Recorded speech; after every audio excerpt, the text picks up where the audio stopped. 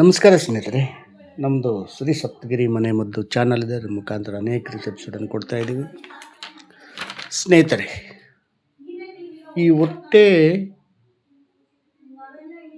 ಕಡಿಮೆ ಆಗಬೇಕಂದ್ರೆ, ಹೊಟ್ಟೆಯಲ್ಲಿರುವಂಥ ಕೊಬ್ಬು ಕಡಿಮೆ ಆಗಬೇಕಂದ್ರೆ ಈಗೇನು ಮಾಡ್ತಾರೆ, ಅದೇ ನಾನಾ ರೀತಿಯ ಆ ರಾಸಾಯನಿಕ, ಈ ರಾಸಾಯನಿಕ, ಆ ಹಾಸ್ಪಿಟಲ್, ಈ ಹಾಸ್ಪಿಟಲ್, ತಿರುಗಿ ಆಪ್ರೇಷನ್ಸ್ ಅವು ಇದು ಎಲ್ಲ ಮಾಡ್ಕೊತಾರೆ. ಆದರೆ ಮನೆಯಲ್ಲಿರುವಂತಹ ವಸ್ತುಗಳನ್ನು ಮರೆತು ಆಸ್ಪತ್ರೆ ಪಾಲಾಗ್ತಾ ಇದ್ದಾರೆ.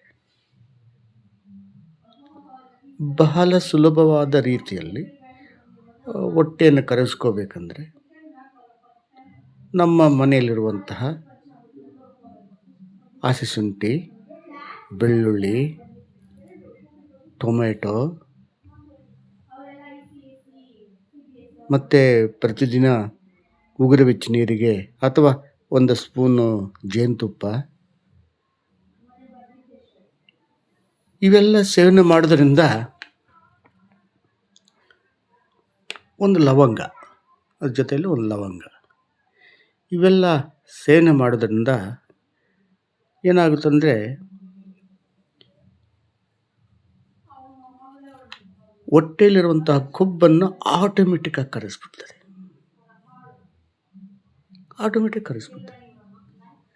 ಯಾವುದೋ ಟಿ ವಿಯಲ್ಲಿ ಅಟೆಂಡ್ ಬರ್ತದೆ, ಬಿಸಿನೀರಿಗೆ ಜೇನುತುಪ್ಪ ಹಾಕೊಂಡು ಕುಡೀರಿ ಅಂತ. ಭಾರಿ ತಪ್ಪು, ವಿಷಕಾರಿ ಆಗ್ತದೆ, ವಿಷವಾಗಿ ಪರಿವರ್ತನೆ ಹೋಗುತ್ತೆ. ಯಾವುದೇ ಕಾರಣಕ್ಕೆ ಬಿಸಿಯಲ್ಲಿ ಬಿಸಿ ಆಹಾರದಲ್ಲಿ ಜೇನುತುಪ್ಪ ಹಾಕಬಾರ್ದು. ಬೇಡ, ಹಂಗೆ ಒಂದು ಸ್ಪೂನ್ ತಿಂತಾ ಬನ್ನಿ, ನೆಕ್ಕರಿ ಕೈಯಲ್ಲಿ ಹಾಕ್ಕೊಂಡು. ಲಾಲಾರಸ ಜೊತೆಯಲ್ಲಿ ಹೋದಾಗ ಬೇಗ ಅದು ರಕ್ತದಲ್ಲಿ ಹೋಗಿ ನಮಗೆ ಅನುಕೂಲಕರವಾಗುತ್ತೆ.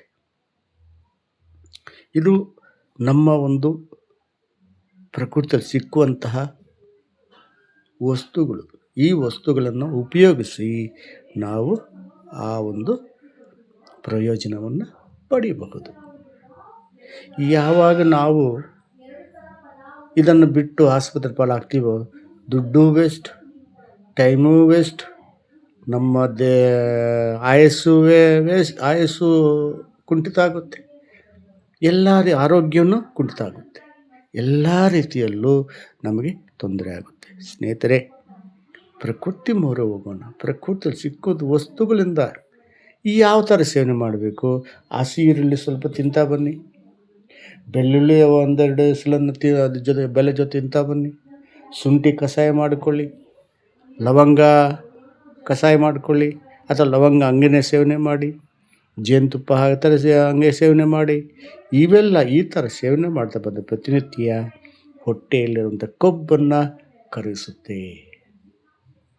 ಆಗ ಈ ಹೊಟ್ಟೆ ಅಂದರೆ ಹೇಳ್ತಾರಲ್ಲ, ಕೊಲೆಸ್ಟ್ರಾಲ್ ಜಾಸ್ತಿ ಇದೆ, ಹೊಟ್ಟೆಯಲ್ಲಿ ಕೊಬ್ಬು ಜಾಸ್ತಿ ಇದೆ ಅಂತ, ಅದು ಕೊಲೆಸ್ಟ್ರಾಲ್ ಹೋಗ್ತದೆ, ಬಿ ಪಿನೂ ಹೋಗ್ತದೆ, ಶುಗರು ಹೋಗುತ್ತೆ, ಎಲ್ಲ ಹೋಗುತ್ತೆ. ಸ್ನೇಹಿತರೆ, ಇದನ್ನು ನೋಡಿ, ಲೈಕ್ ಮಾಡಿ, ಶೇರ್ ಮಾಡಿ, ಸಬ್ಸ್ಕ್ರೈಬ್ ಮಾಡಿ, ಎಲ್ರಿಗೂ ಮುಟ್ಲಿ, ಎಲ್ಲರೂ ನೋಡಲಿ. ನಮಸ್ಕಾರ ಸ್ನೇಹಿತರೆ.